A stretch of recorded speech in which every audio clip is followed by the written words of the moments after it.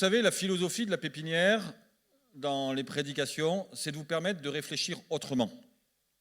Et c'est parfois d'aborder des thèmes qui sont inédits et qui, j'allais dire, ne sont pas développés d'une manière prégnante dans nos cultes. Okay. Aujourd'hui, je vous propose que nous puissions traiter du rapport entre la foi et la psychologie. Okay. Est-ce qu'un chrétien peut être thérapeute? Est-ce qu'un chrétien peut aller voir un thérapeute? Quels sont les points communs entre la Bible et la psychologie, et parfois quels peuvent être les points de divergence. Okay. Le but du jeu, ce n'est pas de dire ce qui est bien ou ce qui est mal, le but du jeu, c'est de vous donner de la matière pour que vous puissiez réfléchir. C'est notre philosophie, c'est-à-dire nous vous donnons de la matière pour que vous puissiez réfléchir, et après, comme des grandes personnes que vous êtes, vous en faites absolument ce que vous voulez. Okay. C'est notre philosophie, la pépinière, vous donner de la matière pour que vous puissiez réfléchir comme des adultes et peut-être penser autrement et élargir, comme dit la Bible, l'espace de votre tente. Et donc, ce matin, nous allons le faire sous une forme un petit peu particulière, nous allons le faire sous forme d'interview, puisque nous avons invité un thérapeute chrétien. D'accord ? Et donc, nous allons procéder à une interview, vous allez apprendre à le connaître, peut-être que moi aussi d'ailleurs, ainsi, eh bien, nous allons échanger sur les passerelles qu'il peut y avoir entre la foi et la psychologie. Je vais demander à Pierre s'il veut bien s'approcher. Il était avec les 40-60 hier. Alors, il est timide. Ou pas d'ailleurs. Bienvenue. Bonjour. Ça va? Ils ont été gentils avec toi hier? Oui, très. D'accord. Très accueillant. J'ai même eu droit à des accolades affectueuses. Et c'est vraiment super que d'être accueilli ainsi d'une manière chaleureuse, avec de très beaux échanges. Et vous avez vraiment un grand cœur. Hier, j'en ai eu un échantillon, mais je suis sûr que c'est vraiment l'empreinte de cette église locale. C'est votre grand cœur. Et c'est d'autant plus extraordinaire que parmi les participants, hier, il y avait Laurie. Donc, que tu aies eu une bonne impression, voilà, alors qu'il y avait Laurie, c'est quand même génial. Voilà. C'était une balle perdue, mais c'était comme ça, c'était pour introduire. Est-ce qu'en quelques mots, tu peux te présenter voilà, ton âge, ta fonction, bref, qui tu es, quoi. Alors, 64 ans, c'est un bel âge, hein. C'est un bel âge, puis je me sens jeune, parce que devant moi, j'ai encore des tas de choses à faire. Et puis, en tant que thérapeute, c'est un travail qui est passionnant, qui est exigeant, je ne m'ennuie pas. Mais comment j'en suis arrivé là? Dans la Bible, il est dit que Saul de Tarse, il a grandi dans la tradition juive. Ben moi, j'ai grandi là, vraiment dans la culture et dans l'empreinte chrétienne évangélique. J'ai été baptisé du Saint-Esprit, j'ai donné mon cœur à Dieu. Et il y avait une grande valeur dans la culture familiale, c'était la culture de l'écoute. Et puis du service. Et j'ai ainsi grandi dans l'église, et puis j'ai servi, j'ai eu des services. Et vers l'âge de 35 ans, 40 ans, au niveau familial, ça a été le grand séisme, du jour au lendemain. Et là, toutes mes certitudes et mes conceptions sur l'écoute sont totalement tombées. Je me suis rendu compte que je ne savais pas écouter. Et en moi, il y a eu par rapport à ça, une grande douleur, une grande incertitude. Et j'ai cherché une formation. Parce qu'en tant que chrétien, c'est pas évident, je voulais pas faire n'importe quoi. Et ça a duré 1 an. Et je ne savais toujours pas. J'en avais fait un sujet de prière. Et puis un jour, j'ai rencontré, invité chez des amis, un pasteur que j'avais connu il y a longtemps. Pourtant, je n'ai que 40 ans, hein, mais je ne l'avais pas vu depuis une vingtaine d'années. Et son épouse m'a parlé, comme ça, alors ce n'était pas le sujet de conversation, de la formation qu'elle avait faite. Une formation donc qui n'avait rien à voir avec le milieu chrétien. Et j'ai commencé cette formation. Et là, ça a été la révélation pour moi. Je me suis rendu compte qu'au fond de moi, vous savez, c'est comme les maisons. On a une tapisserie qui date de 15 ans en arrière. C'est poussiéreux, c'est triste, c'est plus d'âge, mais on s'en rend plus compte. Je me suis rendu compte que j'étais bourré de peur, que j'étais dur, insensible, que j'avais des principes, mais des principes qui excluaient les autres, et que, au fond, ma capacité d'acceptation de la différence était vraiment très très faible. Et qu'en moi, il y avait beaucoup d'esprit de jugement.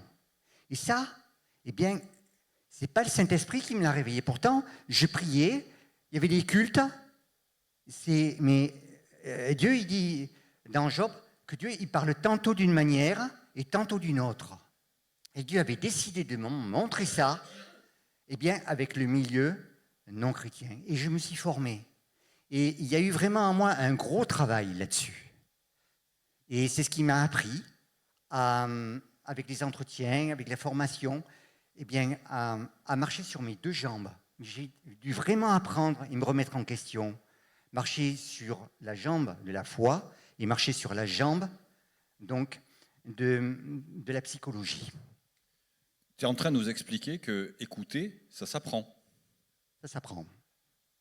Et comment tu définirais le terme d'écouter? C'est quoi concrètement écouter? Écouter, déjà, c'est n'avoir aucun jugement. Écouter, pour moi pendant longtemps, écouter, ça a été aider et guérir, c'est-à-dire dans une notion d'efficacité. Mais simplement écouter, c'est ressentir, et dans son cœur, ressentir vraiment avoir les entrailles de miséricorde, comme il est dit dans le passage de Matthieu que Jésus, il a pleuré, que son cœur a tressailli face à Jérusalem. Avec la femme samaritaine, eh bien Jésus, il était avec elle au bord du puits et il était simplement avec elle, avec sa honte, avec sa solitude. Et cette femme, elle s'est sentie entendue. Et c'est ça, l'écoute. Quand la personne se sente vraiment enveloppée d'amour, de sécurité. Et le plus grand compliment que l'on puisse me faire, c'est quand un patient me dit, au bout d'un certain temps, eh ben, je ne me sens jamais jugé. Quoi que je dise, c'est accepté. Alors, rassurez-vous, ce que je vois plus, c'est que peut-être ils se sont sentis jugés, hein, et que je ne les ai pas compris, parce que ça arrive aussi. Mais écouter, c'est aussi accepter des choses qui pourraient nous heurter et qui sont trop violentes. Vous savez, souvent, écouter, c'est autre chose que dire « Ah non, non, ça va aller mieux. Ah, ça va aller mieux. Oh non, non, mais c'est pas si grave que ça. » Écouter, c'est être là, quoi qu'on nous dise. C'est être simplement présent, sans exagérer, sans amplifier, sans minorer. C'est ça, simplement, c'est la présence de cœur. On commence à percevoir les ponts qu'il peut y avoir entre un cœur de chair et puis la psychologie, ok, on le sent bien. Pour toi, quel est l'un des premiers marqueurs que tu as découvert dans ta quête, le premier rapport qu'il peut y avoir entre la psychologie et puis la foi? Alors, le premier marqueur, ça a été et pour moi, ça a été une grande bagarre. Et vraiment, ça a été que j'ai un sauveur, et ça je le savais, mais ça a été vraiment très difficile pour moi d'accepter que quand j'accompagnais quelqu'un, eh bien, ma part, c'était d'écouter, de semer, et puis qu'après, il se passait ce qui se passait. Et en tant que chrétien, c'est savoir qu'il y a plus grand que moi, et que ce plus grand que moi est capable de faire bien au-delà de ce que je peux espérer, de ce que la personne qui est en face de moi peut aussi espérer. Très souvent, quand on prêche l'Évangile, on parle de paix, du fait que Dieu donne la paix. En psychologie, ça se passe comment? Alors, Dieu donne la paix. Il donne cette paix dans un lien d'attachement, dans un lien qui est un lien de relation. Dieu peut nous guérir épisodiquement d'un certain problème. Et vraiment, la guérison, elle se fait dans la relation et dans la présence de Dieu.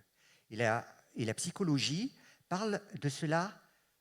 On peut l'illustrer aussi par le psaume de l'enfant, du bébé qui est sevré au sein de sa mère. Et bien, la psychologie explique très très très bien cela. À savoir qu'un enfant, il en prend, même dès qu'il est tout petit, dans les 1000 premiers jours, il apprend la sécurité auprès de la bonne mère, de la mère suffisamment bonne et du père suffisamment bon. Mais parfois, en tant que parent, eh ben, on est trop proche, on est trop loin, et puis on est énervé, on est en colère. Et le bébé, eh ben, il prend le sein, et puis il ressent tout ça, et il est envahi par tout ça, parce qu'il n'a que des sensations. Et puis vous savez, on rentre le soir du travail, mais on en a marre, on est crevé. Et puis il y a eu le métro, et puis une heure et demie de métro, et puis on rentre, on est claqué, et puis le gamin il est là, et puis on veut qu'on vienne jouer et tout. Oh, laisse-moi, mais on ne lui explique pas. Et le gamin ne comprend pas, il dit mais c'est de ma faute ou quoi? Et on grandit avec ça, avec les imperfections des parents. Mais c'est très très bien ainsi, parce que les parents qui sont parfaits, ils rendraient leur gamin imbuvable. Ce ne serait pas possible, ce serait ingérable. Voilà. Et c'est vraiment ce lien d'attachement de la psychologie nous apprend que, eh bien, nous nous construisons avec cela et que ça a un impact sur notre vie chrétienne, mais que de la même manière avec Dieu, eh bien, dans sa présence, eh bien, nous sommes changés aussi et transformés. Quel impact a eu ta découverte de l'écoute, ta découverte des relations sur ta foi, sur ta relation avec Dieu? Alors, ma relation avec Dieu, elle a totalement changé. Du tout au tout. Et c'est ce que j'entends chez des patients qui sont chrétiens. Au bout d'un certain temps, il y en a plusieurs qui me l'ont dit. Au début, je ne réalisais pas. Mais maintenant, quand je prie Dieu, je le prie d'une manière totalement indifférente. J'ai appris que Dieu m'aime tel que je suis et quoi que je fasse.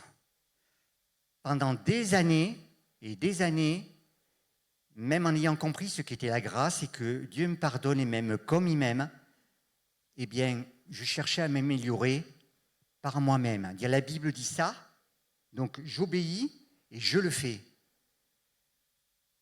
Mais je me suis retrouvé devant des murs incapables. Et j'ai appris que quand je me mettais dans la présence de Dieu, eh bien, Dieu, il était grâce et que ma perfection et mon désir de perfection, il n'en avait rien à faire. Et que c'était dans sa présence que tout simplement, eh bien, j'étais transformé.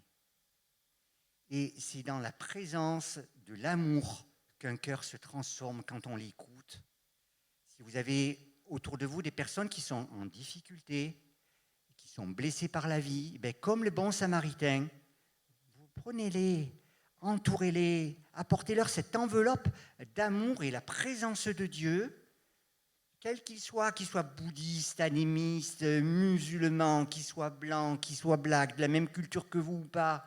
Et là, si dans votre communion avec Dieu, vous vous laissez accepter par Dieu comme vous êtes, il va vous transformer. Et quand il vous transforme de cette manière, eh bien, il va vous donner cette capacité aussi d'accueillir comme vous êtes accueillis par Dieu. Dieu vous apprend, vous intégrez que Dieu vous transforme sans notion de perfection, sans notion d'amélioration. C'est une maturation comme un fruit, comme les fruits de l'esprit. Et de la même manière, ayant appris ça dans la présence de Dieu, eh bien vous allez apprendre ça à celui que vous recevez, l'accepter tel qu'il est, et il va tranquillement, eh bien, lui aussi se transformer et avoir envie de s'approcher de Dieu. Tu t'occupes de pas mal de chrétiens, sans trahir de secret, tu t'occupes de pasteurs, tu t'occupes de pas mal de personnes, etc. Quels sont les problèmes récurrents chez les chrétiens et spécifiques aux chrétiens? Les problèmes spécifiques aux chrétiens, c'est la perfection. Être au top. Et ça génère de grandes souffrances. Parce que si je ne suis pas au top, eh bien, je me condamne. Et alors là, ça ne va plus. Et tout ça, je me suis rendu compte que ça vient aussi de la manière dont on a grandi, dont on a été élevé, si on a été très proche, trop loin des parents. Et c'est vraiment une souffrance pour les chrétiens. Ça, c'est la première des choses. La seconde des choses, c'est que les chrétiens confondent le rôle et leur identité. Le rôle, c'est ce que l'on fait. Or, nous ne sommes pas ce que nous faisons. Les inconvertis, pour eux, ce n'est pas un problème. Hein. Ils font ce qu'ils font. Ma foi, ils mènent leur vie comme ils le veulent. Mais en tant que chrétien, où il y a ce sentiment de vraiment plaire à Dieu, nous sommes dans notre rôle de chrétien et que nous voulons faire à cœur, mais avec un haut niveau d'exigence. Et nous oublions que nous sommes chrétiens et que Dieu ne s'occupe pas de ce que nous faisons en priorité, mais de notre relation avec lui, de ce qui se passe devant lui, de la droiture de notre cœur, de la manière dont nous l'aimons et de l'importance d'être dans sa présence et de nous laisser aimer par lui et de lui apporter notre cœur, nos émotions, nos pensées et de tout lui dire et de lui dire ça Seigneur, eh bien, tu le transformes. Par contre, quand je reçois des chrétiens, l'avantage c'est que ça permet d'aller à la source du problème. C'est-à-dire que, par exemple, souvent, un chrétien aussi, il peut venir dans l'église et puis il n'arrive pas à s'intégrer. Et il ne sait pas pourquoi. Et c'est une grande souffrance pour lui. Il se dit, moi, j'y arrive pas. Je ne suis pas comme eux, quoi. Et je voudrais, mais je garde cette distance. Il y a des peurs. Alors il prie, et puis il peut prier avec le pasteur. Et ok, mais si vous voulez, c'est comme si vous allez quelquefois chez le médecin, et puis vous lui dites au médecin, ben, j'ai du pus. Et puis, si le médecin il vous dit, ben, allez, on va mettre un drain, et puis on va simplement enlever le pus. Et puis le pus, il coule. Au bout d'un moment, vous allez dire, moi je change de médecin parce que j'ai pas envie qu'il guérisse ce pus. Moi, ce que je veux, c'est qu'il guérisse la source de l'infection. Bah, il y a des aides-soignantes parmi nous, hein. Ouais, je ne dis pas une connerie là, hein. Non, c'est bon? Voilà. Oui, comme je parle, voilà, mais c'est nature. Et donc, souvent on prie pour les symptômes, mais qu'est-ce qui fait que quelqu'un n'arrive pas à s'intégrer dans l'Église? Et surtout ceux qui viennent depuis peu, quelquefois c'est compliqué, eh bien, c'est peut-être que tout simplement, on ne leur a pas appris dans leur famille d'origine la proximité. Ils ont eu des parents qui étaient distants. Et pour eux, être proche de quelqu'un, c'est compliqué. Et quand eh bien, je découvre cela en entretien, que la personne, elle apporte ce problème, eh bien, je marche tantôt sur une jambe, tantôt sur l'autre. Parfois, je vais lui proposer de prier avec elle ou avec lui. Et on va apporter la source du problème. Et c'est beaucoup plus précis que de prier pour le symptôme. Et puis d'autres fois, je ne vais pas prier. Je vais simplement faire mon travail de thérapeute, qui est celui de prendre soin. Pourquoi l'un? Pourquoi l'autre? Eh bien, c'est un peu comme vous. Quand vous rendez témoignage, il y a des fois où vous n'allez pas prier avec la personne, d'autres fois vous allez prier. C'est vraiment ce qui est dans votre cœur et ce qui se passe dans la miséricorde et dans l'amour, dans vraiment l'instant T. Et d'une fois à l'autre, eh bien, c'est complètement indifférent. Ok, donc il y a cette notion de perfection qui est hyper présente, cette forme d'endométriose ou cette confusion entre l'identité et les rôles. Culpabilité, comment tu l'appréhendes? Parce que Alors la culpabilité, c'est un vaste sujet.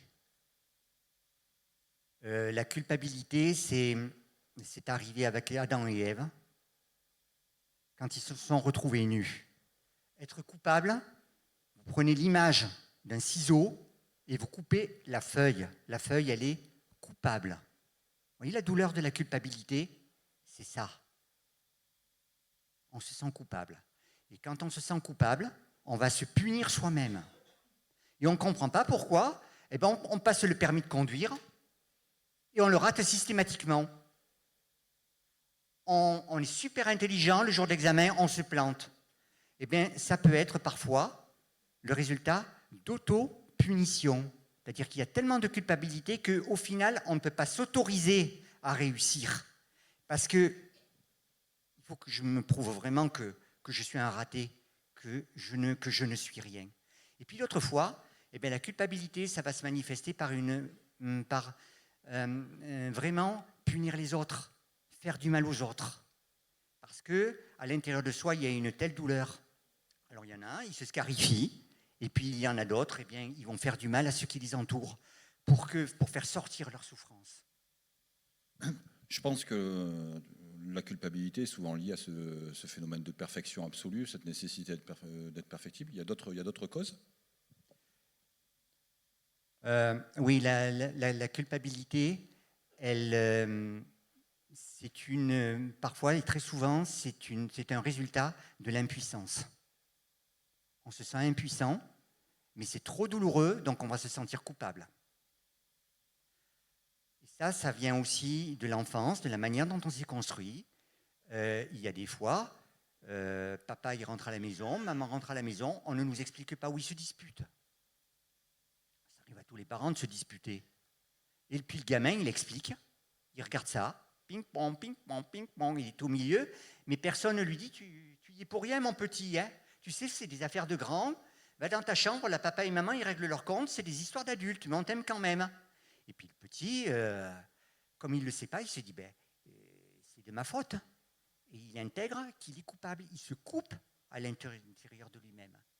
Et plus tard, quand il aura des conflits à gérer, à dire non, oui, et bien résultat, comme il se sent coupable à l'intérieur de lui, il va avoir peur de faire de la peine à tout le monde. Par exemple. Tu parles des parents, des enfants, c'est, je pense, quelque chose qui est très présent. Il y a un verset dans la Bible, c'est toi qui me l'as cité en premier, il y a des années de ça, il m'est toujours resté. Les pères ont mangé des raisins verts et les dents des filles et des fils sont agacées. Tu nous l'expliques? Oui, parce qu'on grandit, et comme il est dit aussi dans le Deutéronome, que les enfants, ils porteront donc les malédictions jusqu'à 3 ou 4 générations. La psychologie l'explique très très bien. C'est un phénomène qui a été vraiment totalement ignoré pendant longtemps. Et puis un jour, après la Seconde Guerre mondiale, eh bien, il y a des enfants, les petits-enfants des déportés, qui ne connaissaient rien à l'histoire de leurs parents, parce que vous savez, on n'en parlait pas, les déportés, ils ne parlaient pas des horreurs qu'ils ont vécues. Et bien, ces petits-enfants, on leur a fait dessiner des dessins de leur souffrance, et pour dessiner leur souffrance, ils ont dessiné des barbelés, ils ont dessiné des personnes toutes noires, ils ont dessiné des cheminées avec de la fumée qui sortait. Et il y a eu des enquêtes qui ont été menées, et c'était des enfants de déportés qui exprimaient la souffrance de leur grand-père, de leur arrière-grand-père. Et c'est ainsi qu'il y a une corrélation qui a été faite. Et très souvent, nous portons en fait les souffrances de nos parents. Et ça, c'est quelque chose qui est assez fréquent en l'entretien. Alors, comment ça se manifeste? On se rend compte qu'en fait, on est en pilotage automatique avec quelque chose qui ne nous appartient pas, qui est comme étranger en nous et qui a besoin d'être guéri. Et là, c'est pareil. C'est aller à la source du problème et le dénoncer, en faire quelquefois un sujet de prière, de délivrance, pour que cela cesse. Entre autres, il y a des dépressions qui ne sont pas le résultat de traumatismes dans notre vie à nous, mais que nous portons parce qu'il y a eu des deuils non faits dans la famille, des secrets de famille avec des morts, avec des décès mort-nés, des suicides dont personne n'a parlé. Et dans la transmission de génération, eh bien, c'est comme s'il y avait des trous. Et ce trou fait que, dans notre présent à nous, eh bien, on ne peut pas s'autoriser à être heureux. Et c'est des personnes, quand on leur demande, eh bien, c'est je suis dépressif quasiment depuis toujours. Quand j'étais enfant, j'étais déjà triste. Et puis, je ne peux pas m'autoriser à être heureux, ce n'est pas possible. Je ne suis pas moi-même. Alors, c'est des personnes, très souvent, elles sont toujours vêtues de noir. Je vise personne, je n'ai pas regardé dans la salle.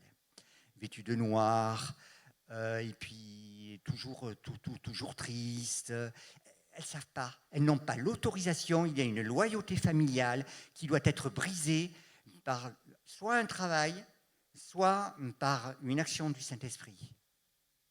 Je vais vous donner un exemple. Donc, il y a des dépressions. J'ai 2 minutes. T'as 9 minutes 43, après quoi Johanna te mord. Ouais, bon.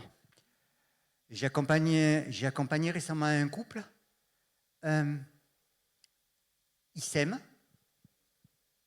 mais ils ne souhaitent absolument pas être ensemble toute leur vie. Et c'est une grande souffrance pour eux. Et puis, nous avons découvert ensemble que le mari, sa femme, elle ne peut pas la... Voilà, elle l'aime, mais à la fois, elle le repousse. Son mari, il est né le même jour et le même mois que le demi-frère de son côté à elle. Pas choisi par hasard. Quand elle a découvert ça, ça a été déjà quelque chose. Et puis, on a abordé l'histoire de ce demi-frère qui a été élevé à la DAS. Ils étaient deux jumeaux. Et un jour, eh bien, ils ont quitté la DAS et ils sont allés dans une famille d'accueil, tous les deux, où tout se passait bien.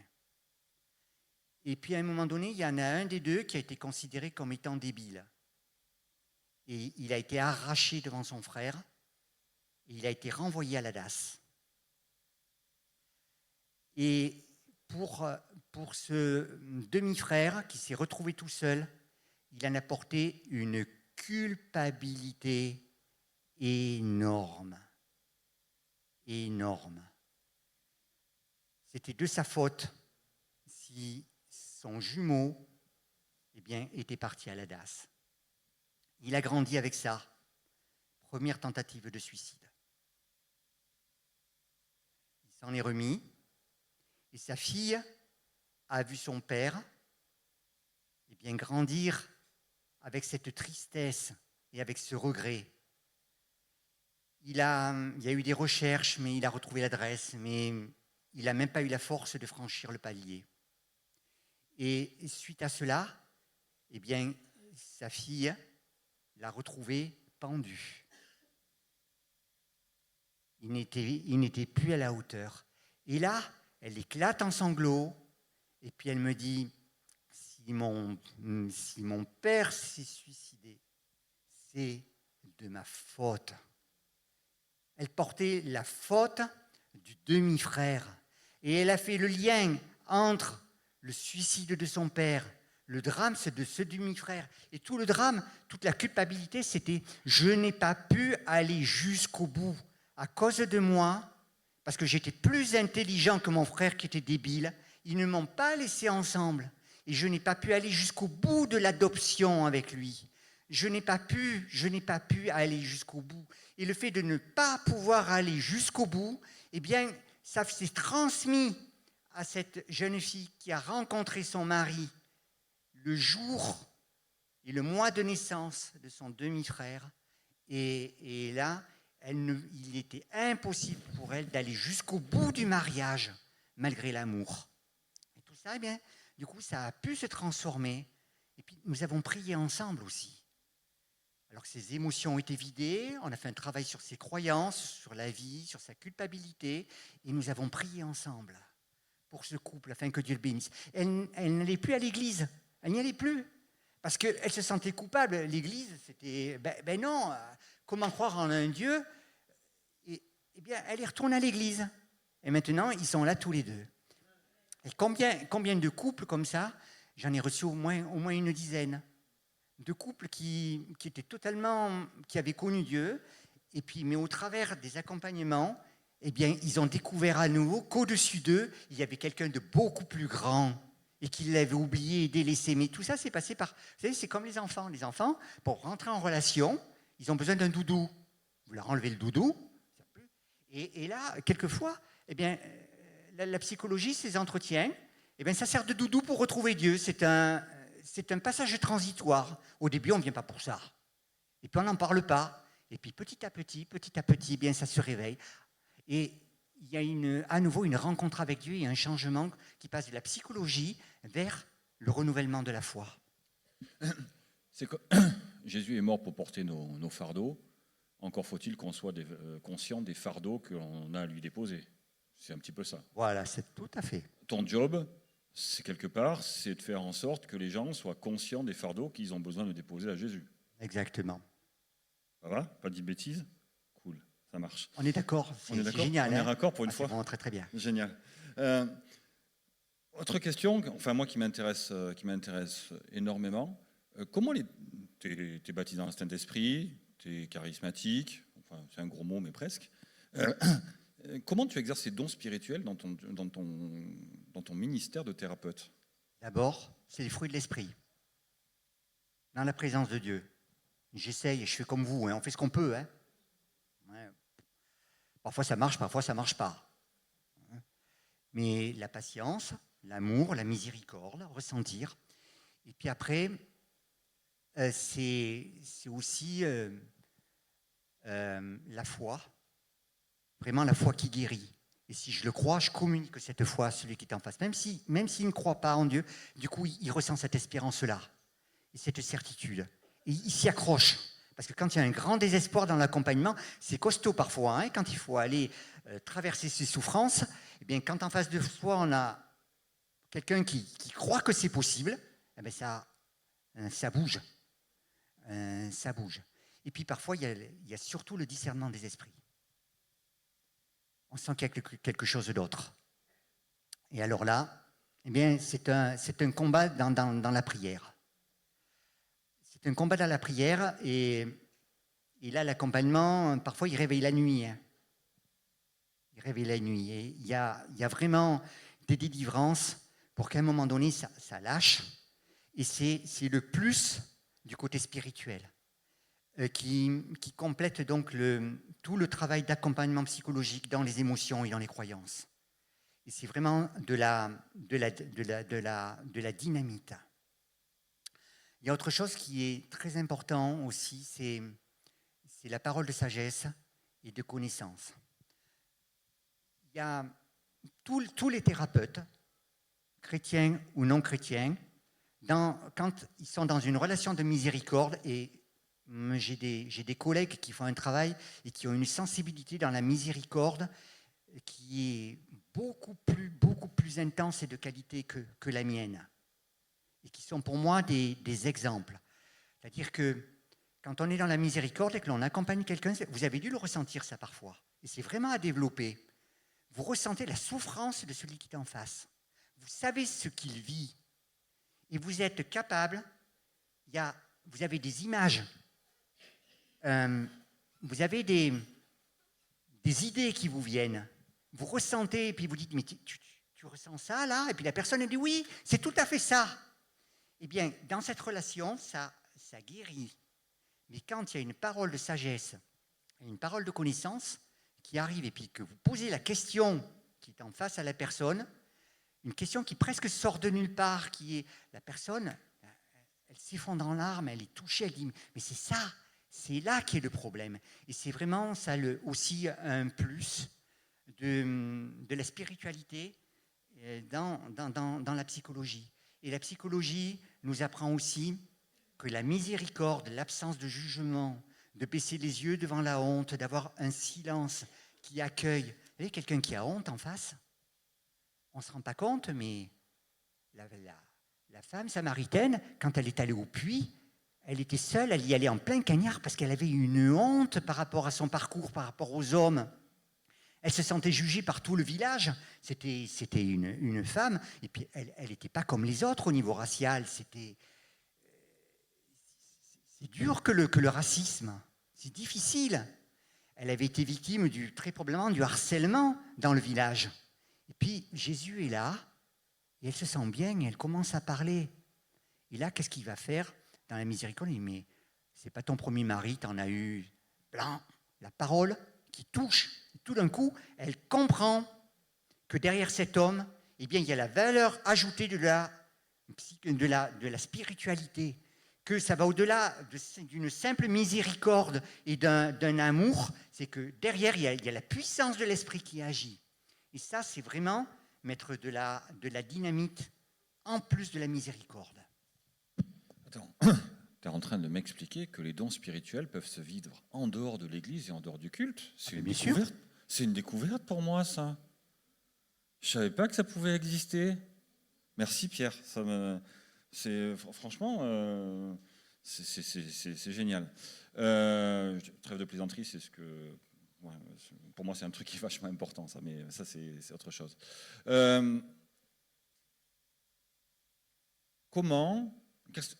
Quelle est quelle différence? Enfin, non, j'ai pas le temps. Pour conclure, un conseil que tu donnerais à quelqu'un qui tout d'un coup prend conscience que il ne sait pas écouter.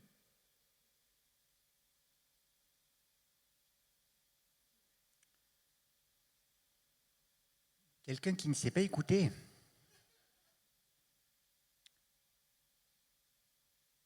Alors, être thérapeute, ça s'en prend. Pour ma part, c'est 25 entretiens par semaine. Donc, j'ai quand même besoin d'avoir des retours de mes collègues, de prendre du recul. Mais quelqu'un pour qui ce n'est pas le métier, ne pas savoir écouter, je crois que c'est se mettre devant Dieu, apprendre déjà à écouter Dieu et ce qu'il nous dit. Ensuite, c'est écouter ceux qui sont autour de nous et écouter tout ce qu'ils nous disent. Ne pas le prendre comme argent comptant, mais voir ce que nous pouvons en prendre parce que l'autre est notre miroir. Et puis, il y a quelque chose qui est extraordinaire. Quand quelqu'un vous agace, quand il y a quelqu'un que vous ne pouvez pas voir en photo, y compris dans l'église, parce que moi, le premier, quelquefois, c'est compliqué avec certains. Voilà. Et puis, même dans le couple, c'est pas toujours simple. Il y a des jours où son conjoint, on ne peut pas le voir en photo. La veille, on l'aime, mais c'est terrible. Le lendemain, on aurait mis une envie de divorcer, de le quitter. C'est pas possible, on ne le supporte plus. La question essentielle, c'est plutôt que de lui dire ce que tu fais, ce que tu dis, c'est toi le fautif. Et puis, aide, change. C'est qu'est-ce que ça me fait à moi? De quoi ça parle, ma colère? De quoi ça parle, ma tristesse? De quoi ça parle, mon agacement? C'est quel besoin en moi qui n'est pas satisfait? C'est quoi, au fond, que j'ai besoin, là? Quand il est dit « ne te couche pas sur ta colère », c'est pas simplement « reste réveillé tant que la colère… non, c'est « questionne-toi, mais pourquoi tu es en colère? De quoi ça parle, cette colère-là? Qu'est-ce que c'est qui n'est pas satisfait en toi? Tu as besoin de quoi ?» Vous savez, nos besoins, c'est quoi? Aimer, être en sécurité, ne pas porter le problème de l'autre, lui rendre ses problèmes. C'est ça, en fait. C'est tout, en gros. Donc, demandez-vous simplement quel est le besoin qui n'est pas satisfait en vous. Vous allez vous apprendre à vous écouter vous-même avec beaucoup de bienveillance. Et puis après, quand vous êtes capable de le faire pour vous, vous êtes capable aussi de le faire pour les autres. Donc, finalement, l'autre, apprendre à écouter l'autre, c'est apprendre à m'écouter moi. Ah ben, l'autre, il sert à s'écouter soi-même en se disant qu'est-ce que ça me fait à moi. Oui, c'est tout à fait ça. C'est la fonction de l'autre. Ok, c'est pas qu'un casse-pied, mais c'est un miroir. Voilà, c'est un miroir. Donc tu vois, Esther, je ne suis pas qu'un casse-pied, je suis ton miroir. Voilà, exactement. Et c'est pour ça que l'Église sert, sinon on est tout seul chez soi. Comme ça, c'est confortable, on n'a pas besoin de s'écouter. Quand on est à l'Église, avec la différence de l'autre, eh bien, on apprend à écouter la différence, et cette différence, ça me parle de quoi, quoi? Et qu'est-ce que ça dit de moi? C'est possible de faire ce travail seul, Lequel? celui de se poser cette question, qu'est-ce que ça dit de moi, etc. Ah, parfois, on a besoin d'aide. Alors là, cherchez un ami qui sait s'écouter et qui va vous écouter, quoi que vous disiez. C'est pas l'ami, ça va? Ouais, ça va pas, mais ça va quand même. Hein?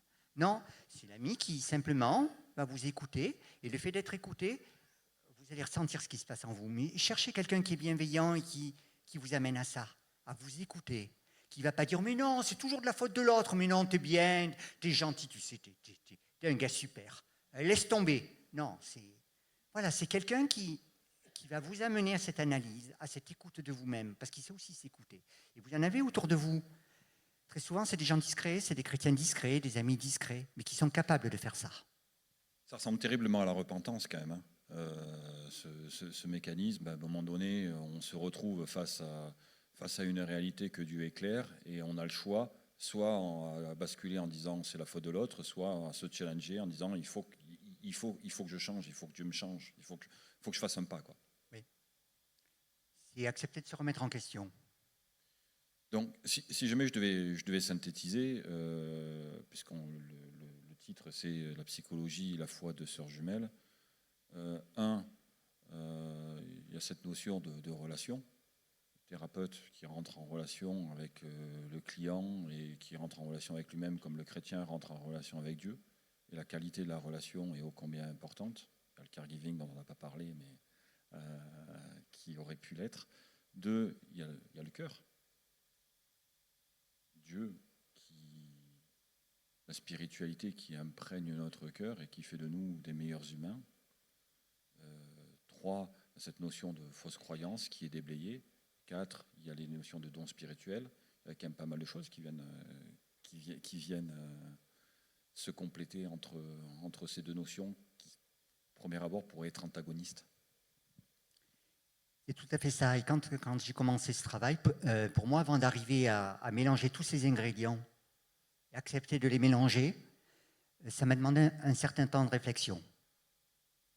À partir du moment, au tout début, je n'avais que des patients inconvertis. Et pour moi, c'était quand même, ça me posait question, c'était quand même une souffrance. Et puis le jour où j'ai commencé à faire ces mélanges-là, petit à petit, ça s'est élargi. Et j'ai commencé à avoir des chrétiens un peu de partout. Et puis, maintenant des pasteurs, quelquefois. C'est parce que c'est pas simple dans notre vie. Et c'est comme quand on apprend à piloter, quand on passe le permis de conduire, il faut penser à regarder à droite, à gauche, passer la vitesse, regarder le passage piéton. Ben là, c'est un peu ça, quoi. C'est dans notre vie de chrétien tous les jours, c'est manier tout ça en même temps. Et puis, je sais que vous savez très très bien le faire, et puis que vous apprenez à le faire encore davantage avec l'aide de Dieu, de manière à ce que tous ensemble, nous puissions prendre soin, comme le bon samaritain, de ceux qui nous entourent, quoi qu'ils nous disent, quoi qu'ils aient fait, et quoi qu'ils soient différents de nous, et en écoutant ce que ça nous fait à nous. Merci beaucoup. Il faut vraiment arrêter parce que sinon Jonah va vraiment te mordre, donc faut faire attention. Et puis elle mord fort. Alors merci pour ce bel exercice de vulnérabilité. C'est pas forcément toujours évident de parler de soi devant un auditoire que l'on ne connaît pas. Merci pour cette ouverture et pour la petite histoire. Je suis le petit frère de Pierre. Voilà. Et ça a été un c'est un très chouette grand frère. Voilà. Donc, un grand merci. Voilà, le groupe de louanges peut peut-être revenir. Alors voilà, on est sur un format de culte un petit peu particulier, mais je pense que ça peut être sympa d'envisager les choses d'une manière différente. Et encore une fois, on ne dit pas qu'on a raison, on ne dit pas qu'on a tort. C'est juste un axe différent qui est donné, qui est offert de manière à faire réfléchir et juste pour élargir un petit peu l'espace de notre temps. Merci de nous avoir suivis. Si tu as apprécié être avec nous, n'oublie pas de liker et de partager sur les réseaux. Nous proposons chaque dimanche 2 célébrations. Viens nous rejoindre, nous serons heureux de t'accueillir. À la pépinière, tous les âges sont représentés. Viens booster ta foi au contact de ta génération. Besoin d'un rendez-vous ? Nos pasteurs se tiennent à ta disposition. N'hésite pas à les contacter. Si tu as des questions sur la foi ou sur la Bible, tu peux en discuter avec notre équipe pastorale. Inscris-toi dès maintenant. Tu peux suivre nos prédications, posts et actualités sur les réseaux. N'oublie pas de visiter notre site internet. Tu veux t'intégrer et nous connaître un peu plus ? Télécharge dès maintenant notre application et reste connecté. À bientôt, à la pépinière.